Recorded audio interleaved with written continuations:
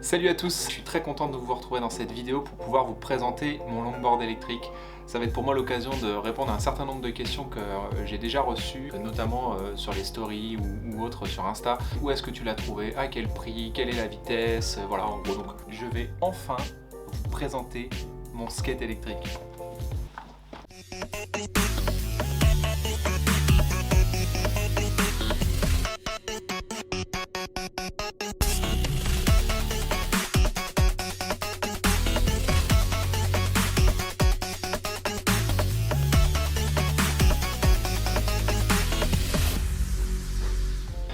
Voilà la bête.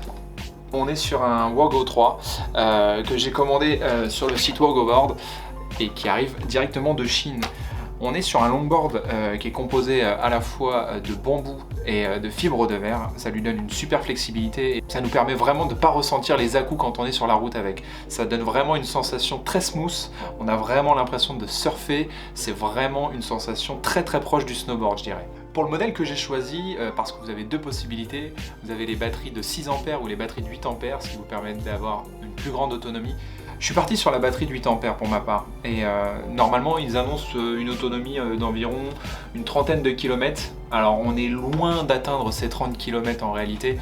Pour ma part, je suis plutôt aux alentours d'une vingtaine de kilomètres. Donc la télécommande, elle se présente de cette manière-là. Vous avez une petite molette, vous avez un petit écran LCD qui vous permet d'afficher la vitesse du skate, mais également le mode dans lequel vous êtes. C'est-à-dire que cette longboard vous propose 4 modes. Un mode 1, 2, 3 et un mode T, qui vous permet de réguler la vitesse et la puissance du skate. On va avoir un mode qui va limiter la vitesse jusqu'à 20 km/h, ensuite un mode qui va la limiter jusqu'à 30 km/h. Le mode 3 vous permet d'atteindre la vitesse de 39 km/h. Et enfin le mode T, lui ne change pas la vitesse maximum, mais plutôt le couple. On va pouvoir obtenir ici un couple de plus de 55% plus puissant que le mode 3, ce qui vous permet de grimper les côtes sans difficulté, je vous l'assure.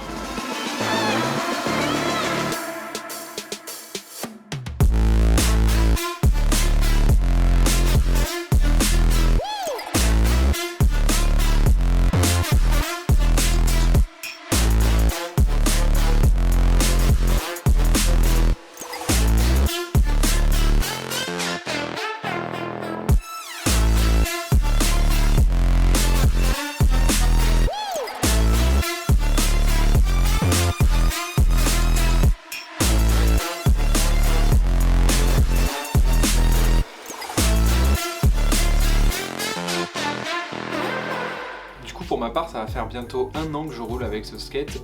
Alors dans ces 1 an, il y a eu un petit couac. J'ai roulé au moment où on a eu de la pluie et même si le skate est water resistant, il est clairement pas waterproof. Ce qui a endommagé la batterie et ce qui m'a imposé de devoir la remplacer.